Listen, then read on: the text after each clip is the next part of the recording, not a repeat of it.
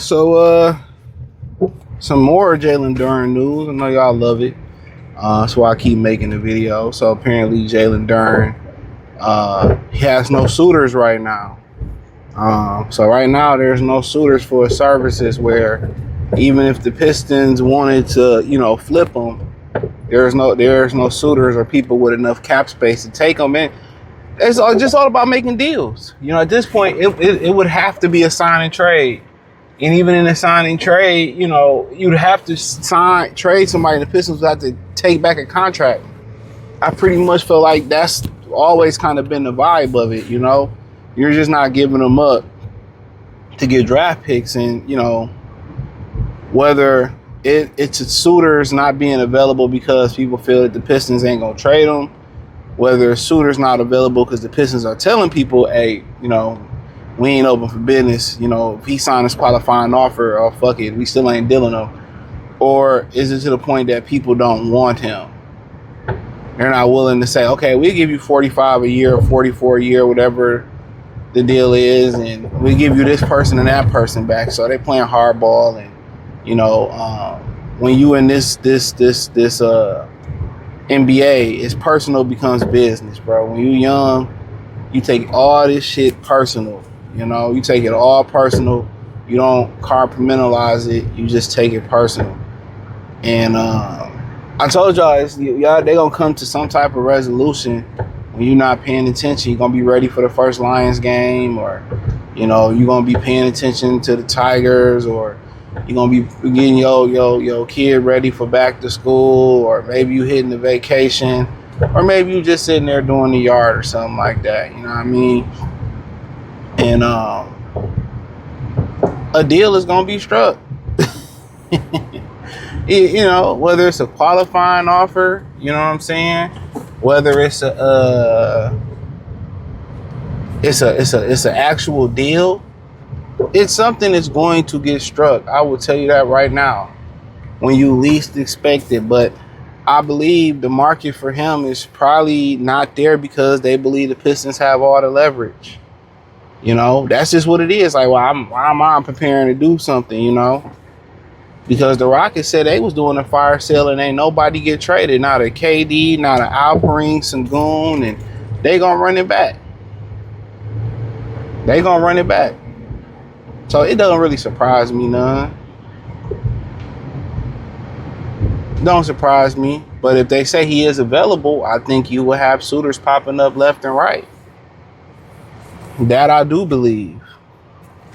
If there were people that were like, okay, the Pistons like, we want to deal them, I think people would be like, cool, let's do it.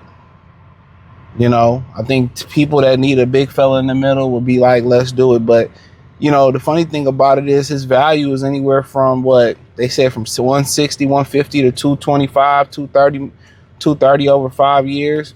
Where do other people value him at? Is there a market for him outside of Detroit for real? Sacramento was talked about. The Lakers was talked about. Could the Lakers gave him more than what they gave Walker Kessler? Could they made that? I don't know. Was he trying to get to other places and show the Pistons that, to show the Pistons that I am wanted, or am I really trying to get up out of there? And then now that I'm really thinking about it, to be honest with you, Beef still have all these issues with Detroit, with the front office, and they were, Tarajian, according to the article or the interview he did, he said Tarajian told him he was a trade candidate from day one. He said, you a trade candidate, transparency, what a lot of people look for in this business.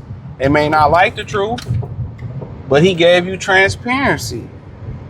And maybe they felt the same way about Jalen Duren, and that's why they didn't pay him.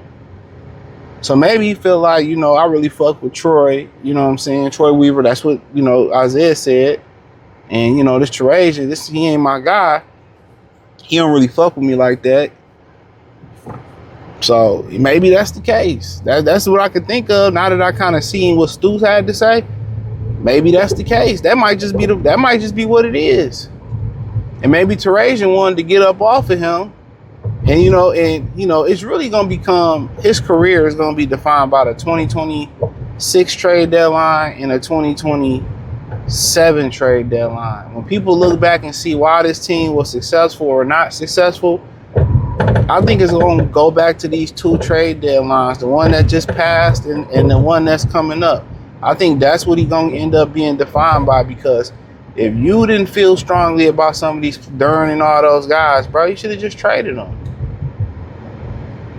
In the middle of last year, they probably would have gave you Kevin Durant. They would have said, just take this nigga. You know what I'm saying? They probably would have gave you Alperen Sengun or whatever you're looking for. But yeah, I think the market isn't there for him because the Pistons aren't making him available. That's my opinion.